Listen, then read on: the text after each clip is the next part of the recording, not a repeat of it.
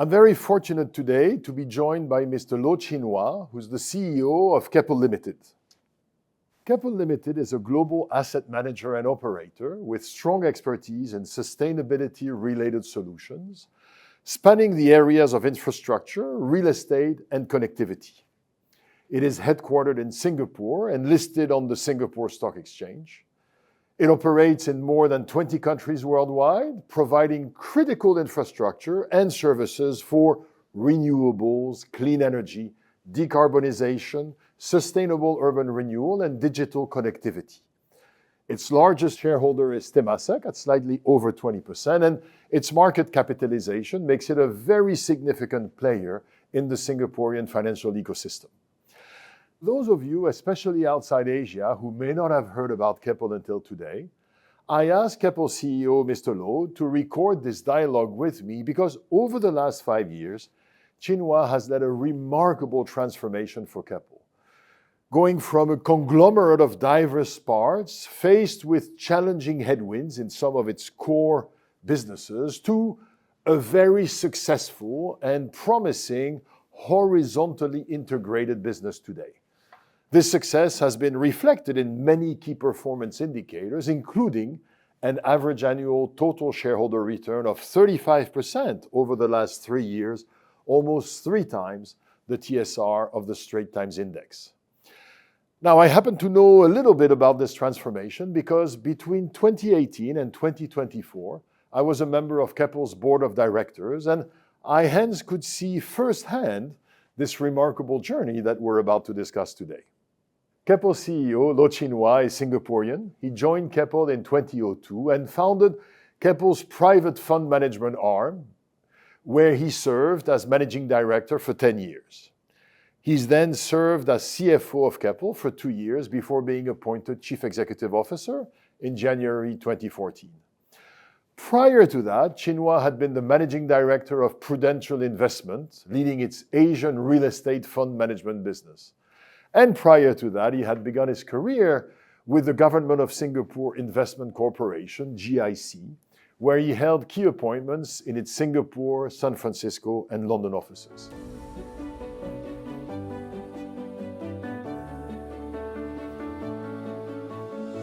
Chin Hua, thank you for making the time for this discussion and for inviting us to Keppel's head office building. Well, thank you, Jean-François, for doing this dialogue with me. First and foremost, I'd like to welcome you back at Keppel. You know what we say, once a Keppelite, always a Keppelite. So welcome home. Thank you very much. Now, Chin Hua, first a brief word of history. Keppel was founded in 1968, essentially as a shipyard. Over time, Keppel developed multiple activities, including design and construction of oil rigs, of offshore platform for renewable energies, of high-performance specialized vessel, and also of repairs and upgrades on many different kinds of vessels. Along the way, the group also acquired a company which took it into real estate and logistics. It also developed an infrastructure division, building large industrial facilities in a number of domains. It also started operating a growing data center business. It also became a founding partner of M1, at the time the second telco in Singapore, and it also developed a growing investment arm that you contributed to create. Now, of course, this was a pretty diversified set of activities to the point that I think it led a number of observers to label Keppel a conglomerate. Yes. Well, I think that was quite an accurate description of Keppel at that time. Just to add on, I think we used to own a bank as well, and we used to own, at one point, an oil refinery company in Singapore. So I think if you kind of look back at the history, Keppel has had a knack of reinventing itself over the decades that it has been founded since 1968. And if you think back more than 4 decades ago, it's quite common in those days for emerging economies to have conglomerates. Right. I think it's also important to state that at the time, Keppel was also one of the leading industrial organizations in Singapore. And of course, today, Singapore is an extremely developed economy, but back then, significantly less so. So Keppel, in many ways, participated in the development and the industrialization of Singapore. And provided employment for many Singaporeans at that time. Yeah. Now, 2018 is when we met for the first time, and you had already given some big picture framing to the group by presenting it as a solutions for sustainable urbanization. 2018 was an important pivotal point, because that was the time where we started to realize that the conglomerate structure was not working well for us. So we've been very successful as a conglomerate for many decades, but the market was changing. Investors were looking more for pure plays. And I think if you look at our business at that point in time, we were doing a lot of order book business. We were EPC contractors, so it's very lumpy. We were selling homes, again, very lumpy. So the valuation that we attracted from the market involved a lot of price to book, looking at discount to RNAV for the real estate business. And then, as I often say, to add insult to injury, they have a conglomerate discount as well. So it's understandable, because if you look at our balance sheet at that time, we were very asset heavy. Right. The ROE wasn't very high. Our recurring income was quite low as a percentage of total income. And we were definitely not attracting the kind of growth multiples that we see a lot of companies that are growing were attracting. So for all these reasons, we started to look at how can we transform ourselves into a company that is probably will attract a better valuation. And of course, when you're not being valued well by the market, and if the sum of the parts of your businesses are actually greater than your market capitalization, there's always a danger. There's You're inviting attention exactly. that is not For the wrong necessarily attention. desired. Exactly. Now, on that basis, you said clearly we need to do something significant about transforming this conglomerate into, and so you said, let's become. Okay. So, Jean-François, you will recall there was quite a lot of engagement with the board. Mm-hmm. And I put together a group of what I call future leaders of Keppel, about 30 of them. And we formed 3 teams to develop 3 potential, what the future Keppel would look like in 2030. I believe you were one of the directors that I have was mentoring one of the 3 teams. Mentoring one of the 3 teams, and there were 2 other directors. And this through a process of divergence and convergence. Of course, we looked at, I think if I recall, the 3 groups looked at keeping the business as it is, sort of still what it was at that time, a kind of a conglomerate, diverse businesses. One solution or one idea was to become an engineering company. And then the third idea was to become an asset manager. Yeah. And I think the eventual convergence that we came to was that we wanted to be an asset manager, but one with a difference. We wanted to be able to differentiate ourselves. And a good way to differentiate ourselves is the fact that we have very deep industrial roots. So even as we transform, we didn't have to kind of forsake that. So we put that as part of our transformation. So now we see ourselves as a global asset manager and operator. So if you look at Keppel today, we have about 6,000 full-time employees globally. About 300 to 400 are in the so-called asset management side. But we still have a very large group of people who are in our operating divisions, in real estate, infrastructure, connectivity. And these are where we have the people that can build things, can develop things, and more importantly, can operate things. And this gives us a huge differentiator and competitive advantage, because a lot of GPs or financial investors out there, fund managers or asset managers, they are more of the financial types. They can buy assets, they can structure deals, but they may not have the know-how or operating capabilities to run a data center or to run a power plant. Whereas Keppel has that. And that has gained a lot of tractions with our LPs. They see us as quite a different animal compared to a typical GP. and has given us a lot of funds that we can have. Of course, our funds under management has grown tremendously over the last few years. So the idea is we have these historical strengths.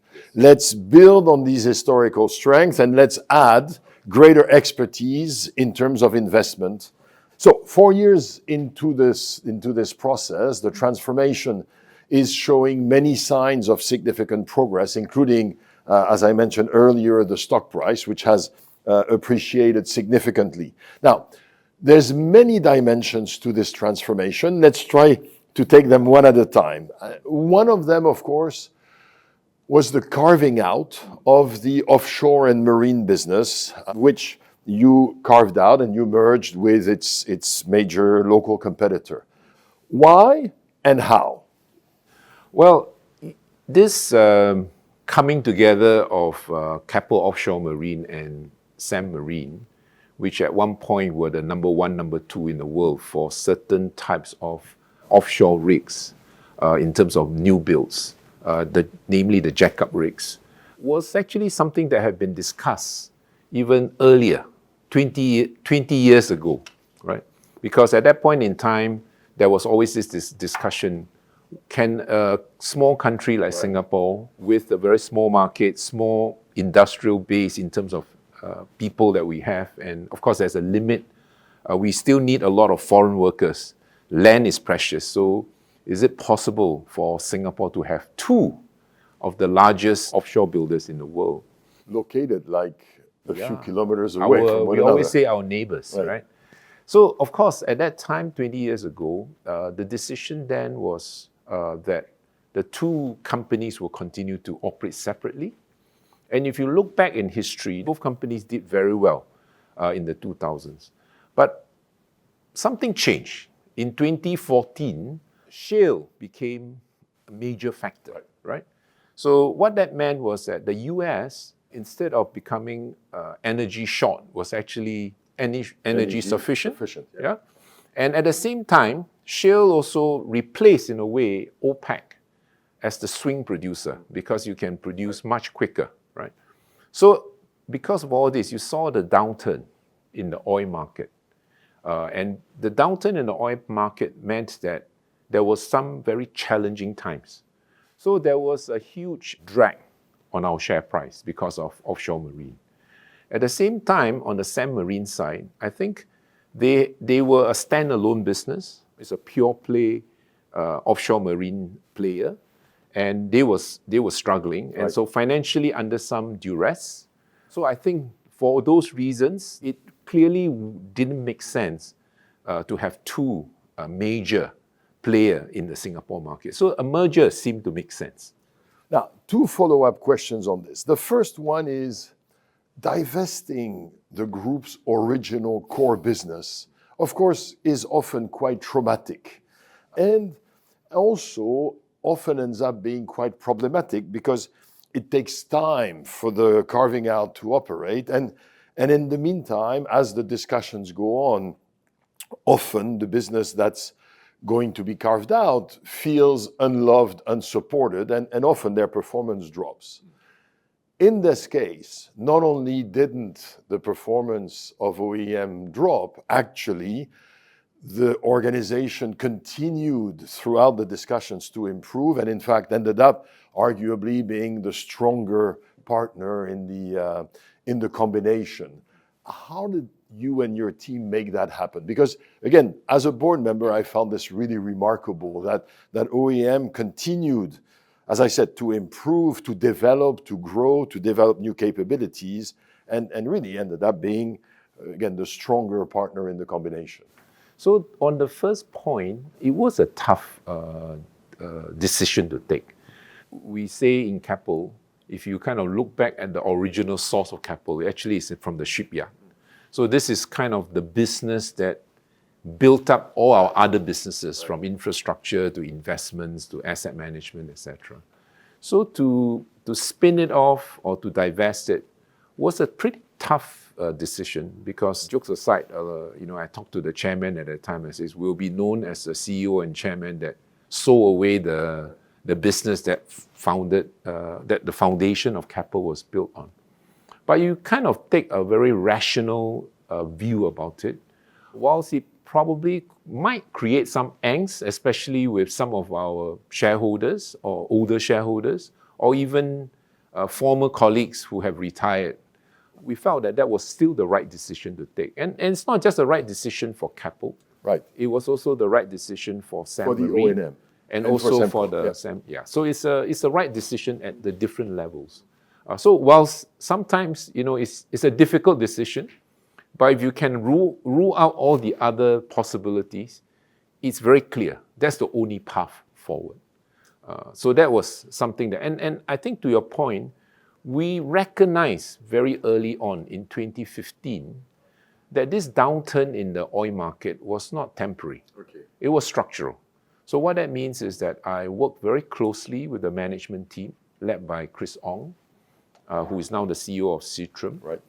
to basically right-size the organization. So the team took a very hard-nosed view about what do we need to do to bring our fixed costs down, to fit in with the new realities Right. that we face.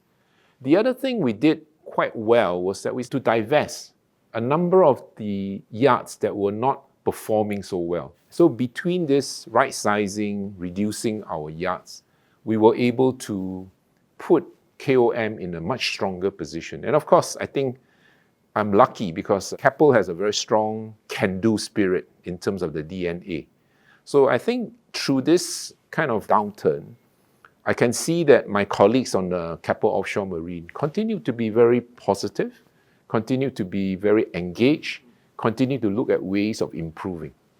So clearly preparing the business for a less munificent reality, but also, and I want to just spend one more minute on this, one of my ex-colleagues at IMD had a fantastic sentence. He said, always care for the unchosen. In an organization, there are business lines that are the business lines of the future, and that's what we talk about all day. But of course, their development is funded by somebody who, somewhere is a little bit less favored by the situation.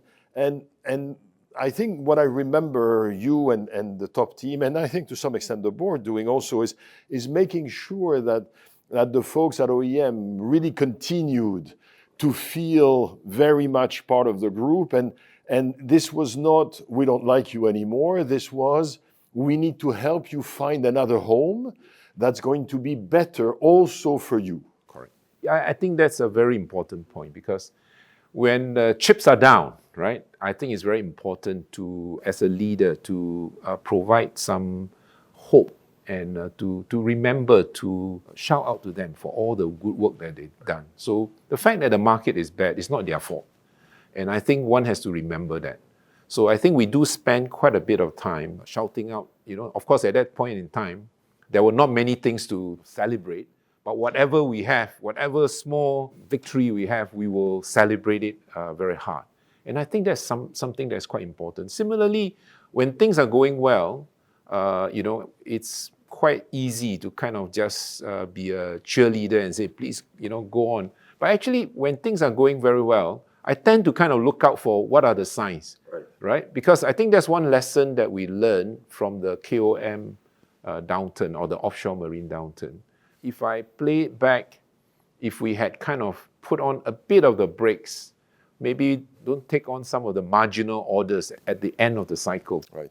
Don't hire so many people, at that point in time. When people were going full all out, maybe that was a time to slow down. And it would have been a bit less painful in terms of the, once you cross that hurdle. Right. That was one of the lessons that we learned.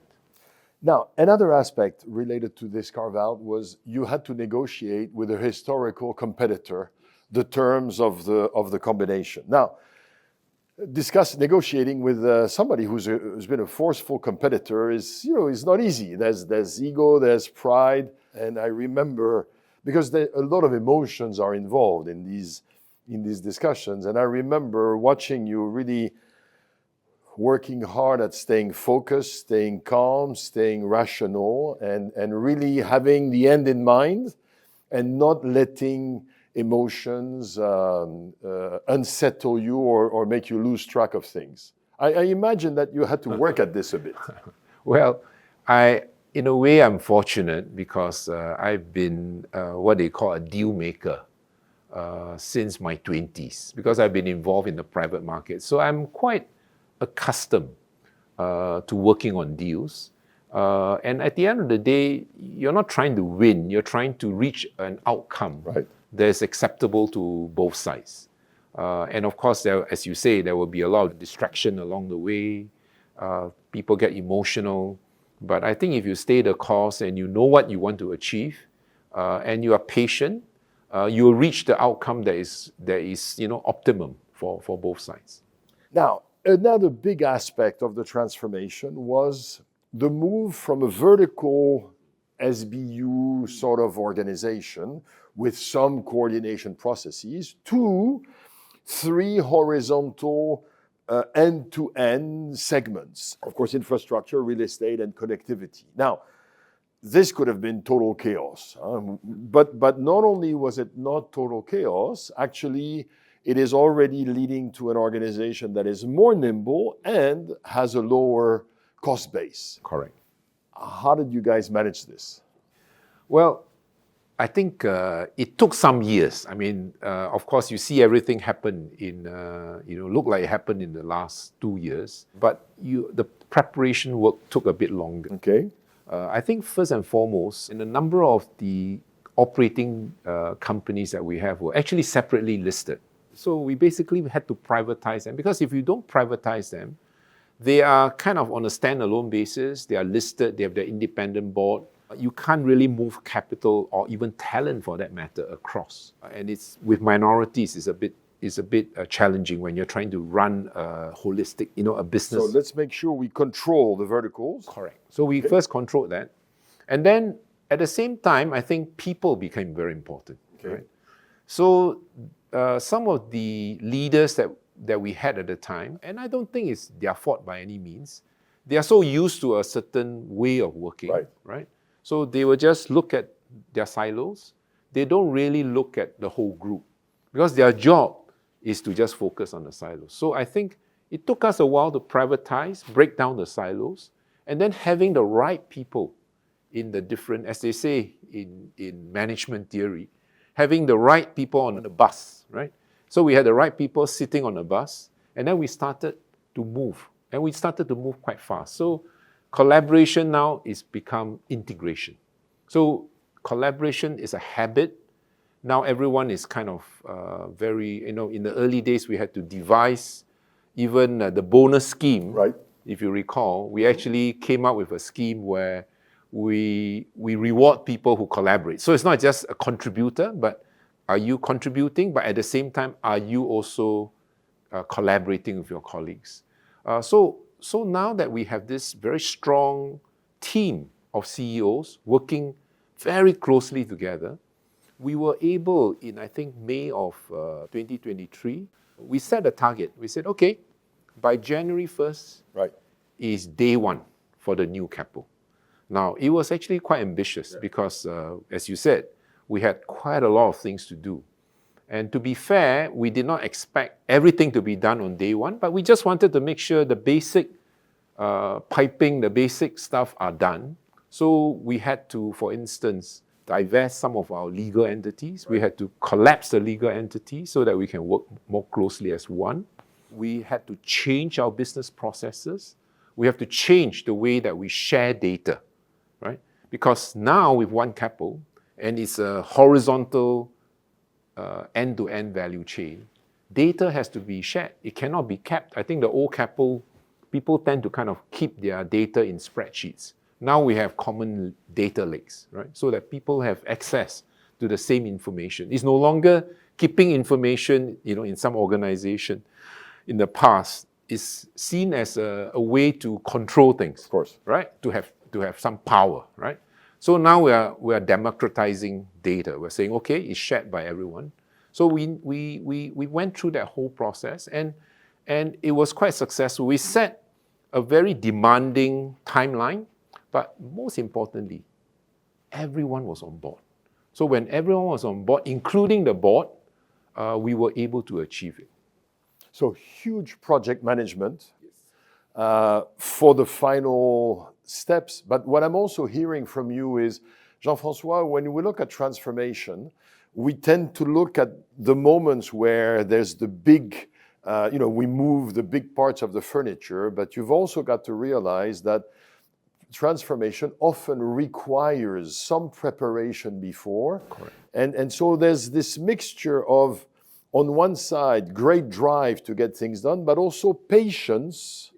Because I remember, indeed, the 2 years where we talked about collaboration before we talked about this integration. And so what you're saying is you've got to be, again, impatient in a way, but also patient enough. Yes. To put things in place. And it also goes to show the role the board plays, right? Often you will say, management feels a bit hampered because the board is a little bit more thoughtful. You have to bring the board along. But I would say that this interaction with the board, where the board challenges you, right? To say, have you thought about this? Have you thought about that? I think that also helps us create a more sustainable solution, a better solution. And I think sometimes a bit of patience, as you said, is not a bad thing. A word about sustainability. My recollection is 2018, 2019, the discussions around sustainability were initially more in terms of risk management and reputation management. And over that period of time, clearly became much more an issue of opportunity. Wow, there are ways for us to start doing well financially and do good for the world. Can you relate your personal evolution on this front? Well, I think as a leader in a business, you come to the realization that yes, we want to do good for the planet, we want to do good for the community, but fundamentally, you can only do this if you are profitable, right? So the way we kind of look at sustainability is that it's really about efficiency. It's about doing more with less, right? So it's a bit like, for instance, this building that we are in. Right. Was built 25 years ago. Instead of knocking it down, we decided to keep it. We upgraded it. We made it into an super low energy building. In fact, it is now net zero. With renewable energy import from outside this building, besides the PV cells that we have on the rooftop, which is not enough. But it's now enough even to say that our tenant is also, is net zero, even for the tenants. And through this process, we also make it connected, we make it smart. Right. And through this process, we are able to increase the rent in the building compared to its peers in the vicinity, because tenants do appreciate a green building, right? So we can command a small premium. On top of that, the OPEX is lower. The net result of which is that the net operating income is 31% higher. And in the process, we've created about $150 million value worth in the asset. That means with the savings in the higher NOI, we've created about $150 million of value in this building. So to me, this is sustainable. That means, so a lot of the conversations we have with investors, especially those from Europe who take sustainability very seriously, we're telling them, you can be sustainable, but yet at the same time, it doesn't create a lower return for your investment. In fact, sustainability can lead to a higher return. And in fact, this building in many ways was the first example of a new business line that you're developing, which is sustainable urban renewal, where indeed we're acquiring building and basically we're refitting them. Correct. And making them more financially attractive and also more environmentally sustainable. And it's very important because whilst you can build new green buildings, what about the existing built environment? Right. You know, so you need to, and if you don't knock it down, the embodied carbon is not released. You don't need new steel. Right. So there's a lot of reason for doing that. And we are seeing a lot of traction, not just in Asia Pacific, but when I speak to some investors or owners in Europe, they are very, very keen to see what we can do for them. Both in the US and in Europe, this idea of refitting part of the building, of course, is gaining traction. One last aspect, the transformation, and you referred to it earlier, involved promoting a few younger leaders to head some of these initially business units and now or horizontal organizations. In one of the cases, the promoted leader was the COO of the business, and so there was a bit of a step, but it was a natural one. In another case, in the case of infrastructure, the person that you choose to lead the infrastructure, it was a relatively significant step compared to her current activities at the time. And clearly, one could have looked at this and said, wow, this is a big step, which means, potentially a bigger risk. But clearly, you saw something in her that led you to think that this was a manageable risk. How did you make that decision? What did you see in her that led you to say, yeah, I want to take that chance? I think the person you refer to is Cindy Lim, who's now the CEO of our infrastructure division. She's someone that I have been working with now for the good 12, 14 years since I became CFO 14 years ago. And with good people, you can see straight away that when they take on a new role, they do things that surprise you. Okay. Right? And what I look for are folks that sometimes you give them something that is quite mundane, and you might think that, it's not very exciting, but they can actually create something out of it. Okay. So I think that's something that I see in Cindy and also a number of my colleagues. That ability to spot talent and the ability to kind of look at where they can go to.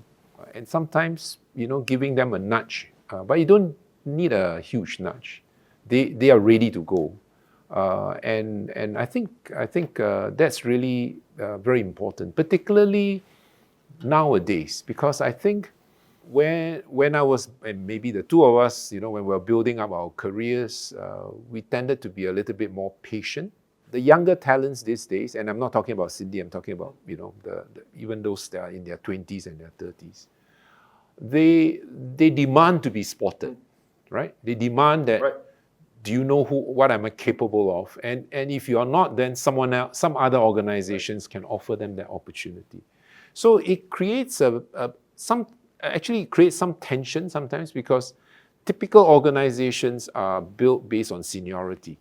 So when you start to move people up beyond what seem to be their years, it can create some rankles, right? People older might feel. But I think in the organization that we have at Keppel now, we're basically saying, look, talent matters. Because if we want to be a global asset manager, we charge the same fees as a KKR and a Blackstone, then our LPs would demand the same level of performance. And we need to, and of course, that also means that it's not just about compensation, it's about career. Right. I think that's probably even more important, especially for the younger people. So recognizing talent, spotting talent, and being prepared to take a risk on them is very important. It's a very important characteristic for leader, but also one of the advice maybe for some of the folks that are viewing this is, whatever you're being given by your boss, try to ace it. Surprise your boss. Yes. And that's what I'm hearing is on a number of occasions, this particular individual surprised me, and I thought, wow, that's interesting. So I think that's also an interesting insight. Chin Hua, as you know, I'm a professor of leadership. I have to ask you a few more personal questions. One of them is, you've been now the CEO for 11 plus years. And along the way, of course, you've accumulated an amazing and almost intimidating breadth and depth of knowledge about the business, the organization, the people. And along the way, you've weathered many storms and you've been right very often. Now, of course, as is normal, members of your organizations are going to occasionally challenge you, the board, analysts, shareholders. And as a CEO, you have to be confident enough to kind of hold your ground and be able to defend your views, while at the same time being open to other people's views. And I like to call this the fine line between being selectively hard of hearing, which I think CEOs need to be, and becoming deaf, which I think too many CEOs become. over time. How do you manage this fine line between, on one side, the need to be selectively hard of hearing and confident, and the risk of becoming deaf? So many years ago, when I was still a student, I had this professor of organization behavior. He gave me this piece of advice. He says, Chin Hua, you are very good at what you do, but my only advice to you is sometimes don't react, respond, right?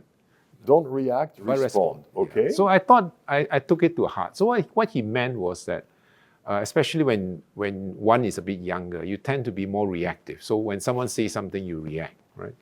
But when you respond, the difference between responding and reacting is that reacting is kind of second nature. You just do it. Responding requires a bit of thinking. Okay. What I try to do now is that when I get challenged, I do not always, you cannot assume that you are right, but you have to have that faith in your thinking. Right. So I do demand that people that challenge me, whether it's a board member or that you must also articulate your reasons, right?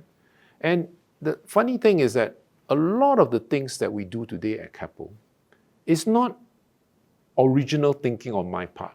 There's a lot of value add from the chairmen, from the board directors, from yourself when you were a director, from my colleagues, both older and younger. And I do internalize this. So to your point, make sure that I'm not deaf, right? But as a CEO, as a leader, you must have the conviction of your belief. So I think that's important. But it doesn't mean that you just shut everybody off. So sometimes you will just have to process it, internalize it, and then you'll find that sometimes some of the ideas that I might not take to immediately, 6 months later is part of our strategy. So it's a process that I go through.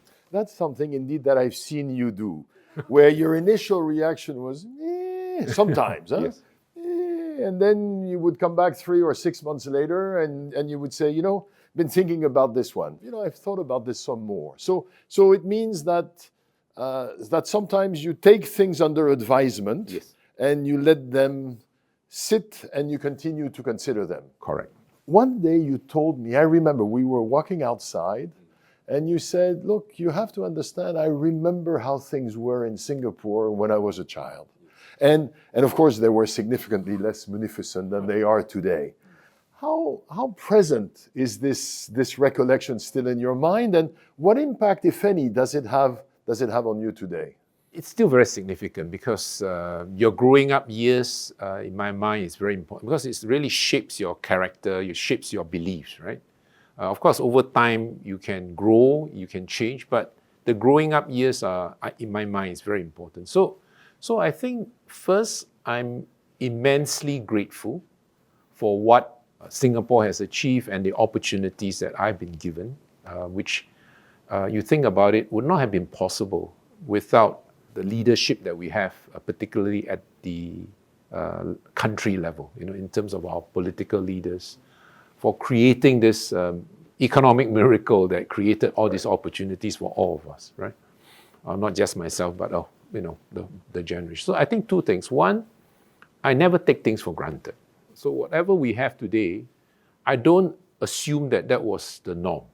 So which means that things can change. So I factor that in my thinking. It's not something that is a given, right? It's not like Singapore has been in this state for the last 300 years. Things can change. We're a small country. So I think I don't take things for granted.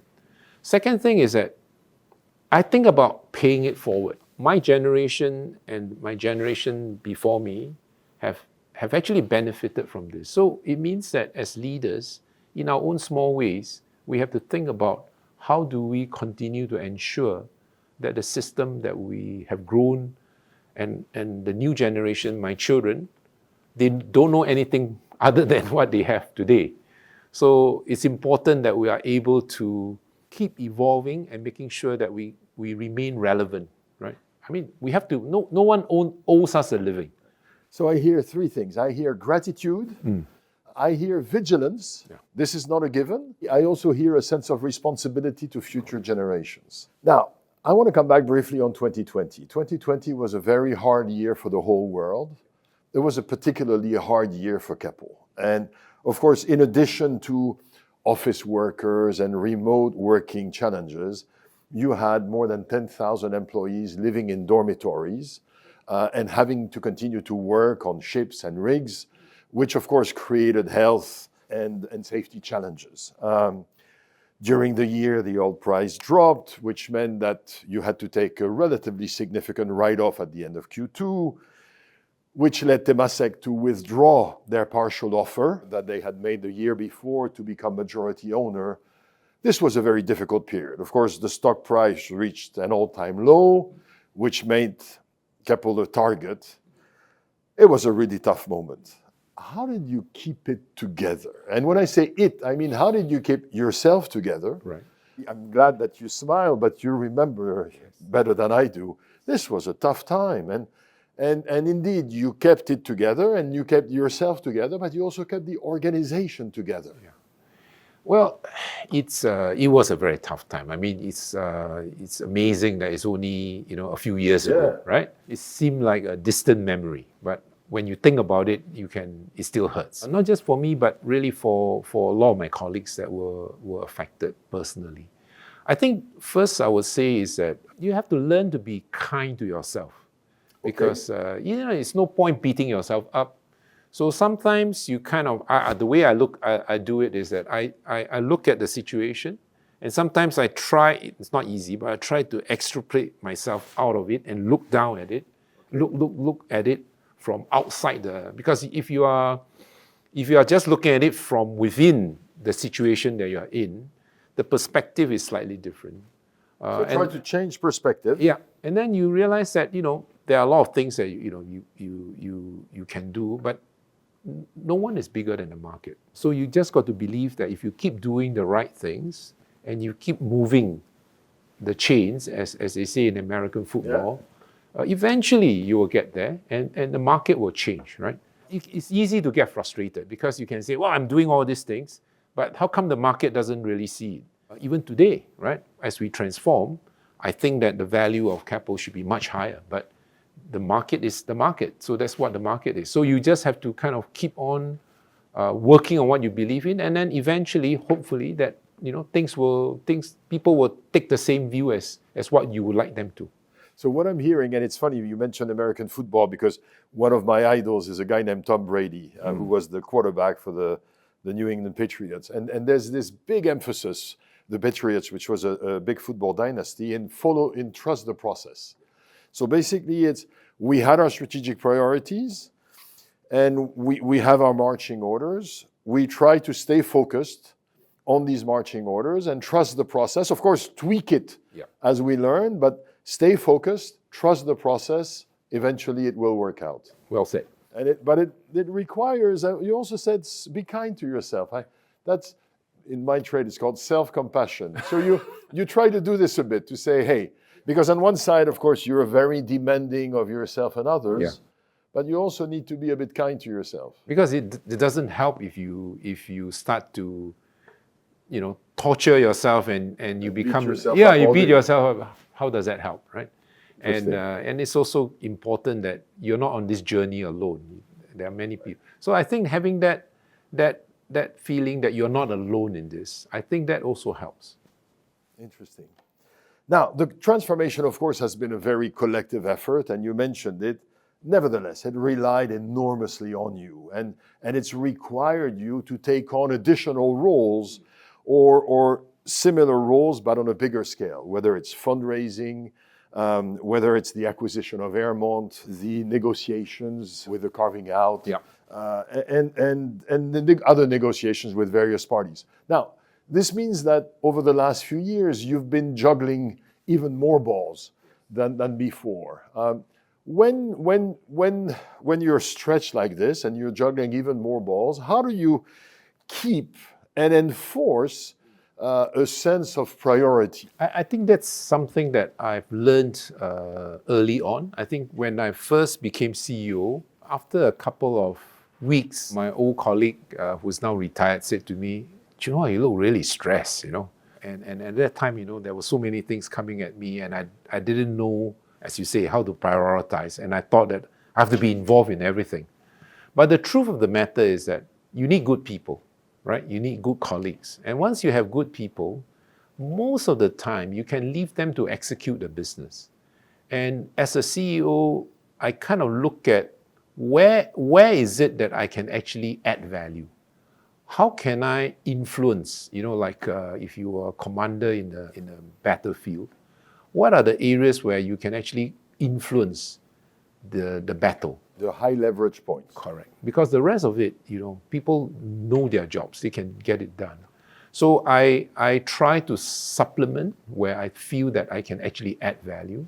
So in some of these key areas, and now increasingly, when it comes to fundraising, for instance, I do a lot of meetings with the CIOs of big sovereign wealth funds, not because they can write big checks, but because most of the time when I meet with a CIO of a large sovereign wealth fund, their interest in working with us encompasses not just one fund or one sector. It could encompass many sectors, the different segments that we have. So this is where I'm able to explain to them how we work together, how does one segment augment another segment, and how we create value in the process. M&A, large M&As, I will, like M1, I'm personally involved. Right. But day-to-day stuff like fundraising or building a project, getting things done, the CEOs are more than capable of taking care of that. So strategic clarity, what are the key priorities? Where can I add distinctive value? Correct. Having great people so that they can handle the delegation. Do you sometimes have to tell yourself, no, don't get involved, or is it just? I think it's natural. It's natural. Yeah, it's natural, because I think a lot of times, if it was something where I feel that I'm not adding value, then I lose interest anyway. Interesting. Okay. Yeah. Last question, Chin Hua. You've been CEO, as we said, for 11 plus years. First, many CEOs who've been CEOs for 11 plus years, there's a sense of fatigue, a sense of been there, done that. I've never sensed this from you. As we said, I've worked with you for 6 of the last 7 years, and I found you to continue to be curious, driven, engaged. How have you remained so curious, engaged? I guess, what is it about your job that you love so much? Well, as I said, I'm very grateful to be given this opportunity to be in this great country, taking on a very interesting assignment, and I think working with great people, right? So I always believe I'm a good student in life. So it's not just about a student in the traditional sense in the classroom, but I observe and I do learn quite a bit when I visit things, I meet people, I talk to colleagues, and it's fantastic to be in an organization like Keppel at this point, where we are at an inflection point, and I have very passionate and committed colleagues. We're on a still relatively new journey. So I think those are all the factors that get me excited. So again, this sense of gratitude, a sense of curiosity, of being a good learner, and also I get this sense of winning as a team. Yes. As a big driver. Yes. Chin Hua, thank you very much for making the time. Thank you for sharing the insights. And of course, best wishes of continued success to you and to Keppel. Thank you, Jean-François. It's a pleasure.